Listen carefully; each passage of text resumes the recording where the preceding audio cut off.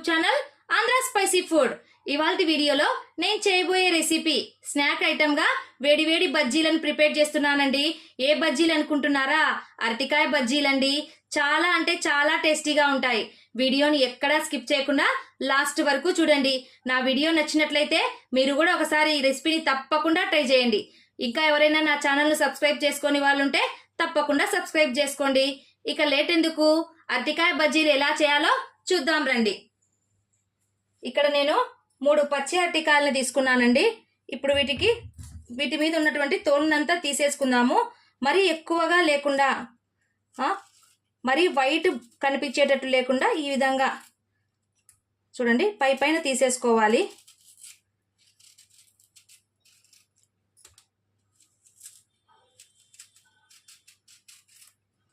రెగ్యులర్గా చేసుకునే మిర్చి బజ్జీలు, ఆలు బజ్జీల కంటే ఇవి కొద్దిగా డిఫరెంట్గా ఉంటాయండి. పిల్లలు కూడా తినడానికి చాలా ఇష్టపడతారు. చూడండి ఈ విధంగా మరీ లోతుగా లేకుండా లేయర్ను కాస్త పైన తీసేసుకోవాలి.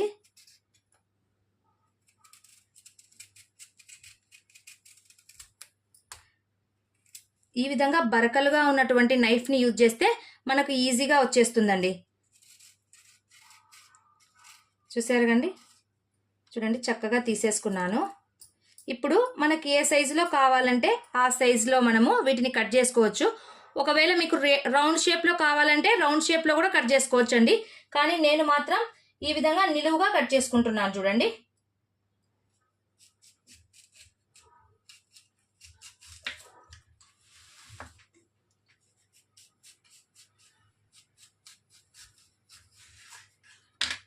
చూడండి సైజ్ వచ్చేసి ఈ విధంగా చూడండి. మనకి ఎంత పల్చగా కావాలంటే అంత పల్చగా కట్ చేసుకోవాలి. లేదు కొద్దిగా మందంగా కావాలంటే మందంగా కట్ చేసుకోవాలి. నేను పొడవుగానే కట్ చేసేసుకున్నాను. ఈ విధంగా అన్నిటినీ కట్ చేసుకుందాము. చూడండి అరటికాయలన్నిటినీ ఈ విధంగా కట్ చేసుకున్నాను. ఇప్పుడు వీటికి కలర్ చేంజ్ కాకుండా ఉండడం కోసము నేను కొద్దిగా సాల్ట్ని యాడ్ చేసేసుకుంటున్నాను.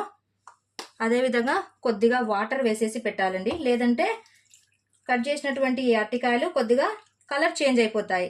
చూడండి ఈ విధంగా సాల్ట్ వాటర్ వేయడం వల్ల కలర్ చేంజ్ అవ్వకుండా ఉంటాయి. ఇప్పుడు మనము శనగపిండిని ప్రిపేర్ చేసేసుకుందాము. బజ్జీల కోసం నేను ఇక్కడ 1 కప్పు శనగపిండిని తీసుకున్నాను. అలాగే అండి 2 స్పూన్స్ రైస్ పౌడర్ అంటే బియ్యం పిండిని కూడా వేసేసుకుంటున్నాను. బియ్యం పిండి వేయడం వల్ల ఏమవుతుందంటే బజ్జీలు కొద్దిగా క్రిస్పీగా వస్తాయండి. అలాగే కొద్దిగా లైట్గా వంట సోడాను వేసేసుకోవాలి. కాస్త వామును కూడా వేసేసుకుంటున్నాను. చూడండి ఈ విధంగా వాము వేసేటప్పుడు కొద్దిగా ఈ విధంగా నలిచి వేయడం వల్ల మంచి ఫ్లేవర్ వస్తుంది. అలాగే టేస్ట్కి తగినంత సాల్ట్ వేసేసుకోవాలి. కొద్దిగా చిల్లీ పౌడర్ వేసేసుకుంటున్నాను. చూడండి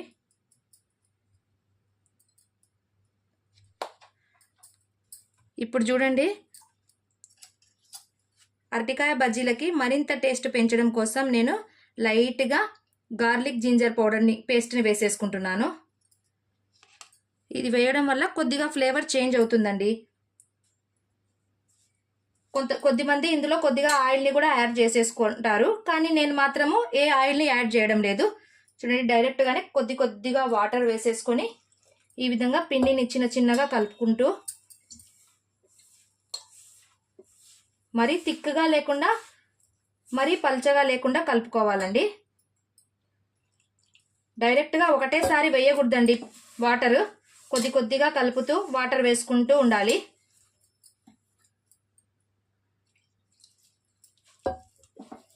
బ్యాటర్ మరీ పల్చగా అయిపోతే మనము బజ్జీలు వేయడానికి కష్టం అవుతుంది.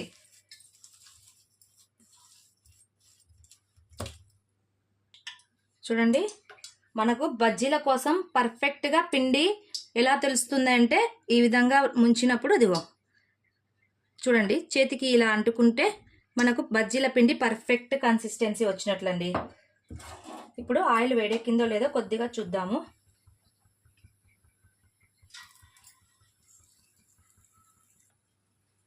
ఇప్పుడు ఆయిల్ వేడెక్కిపోయిందండి. ఇప్పుడు మనం కట్ చేసి పెట్టుకున్నటువంటి అరటికాయల్ని ఇందులోనికి వేసేసి చూడండి, నేను ఈ విధంగా వేస్తున్నా. ఈ విధంగా 2 టైమ్స్ బాగా డిప్ చేసేసి ఫ్లేమ్ను కొద్దిగా మీడియంలోనే ఉంచుకోవాలి.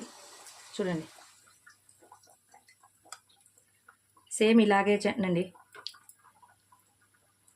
2 టైమ్స్ ఇటు అటు వేసేసి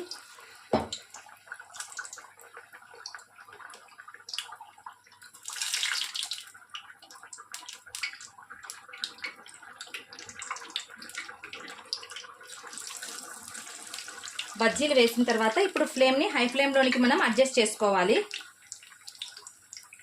చూడండి ఎలా పొంగుకుంటూ పైకి వచ్చేస్తున్నాయో.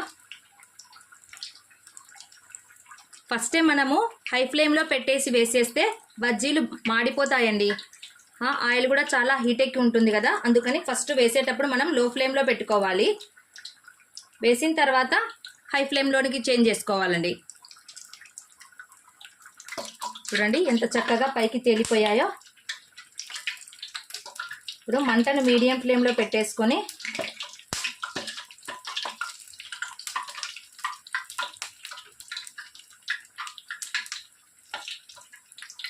బజ్జీలను బాగా కాల్చుకోవాలండి.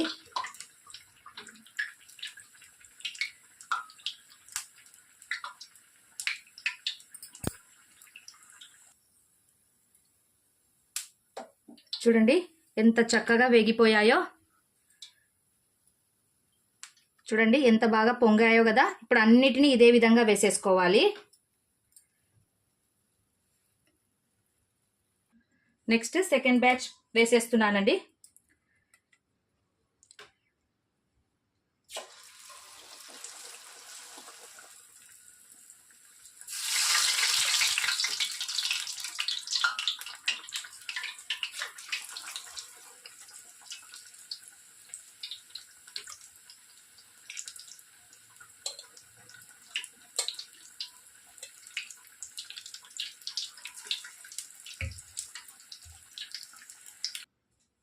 అంతేనండి, ఫైనల్గా 10 నిమిషాల్లో అరటికాయ బజ్జీలు రెడీ అయిపోయాయండి.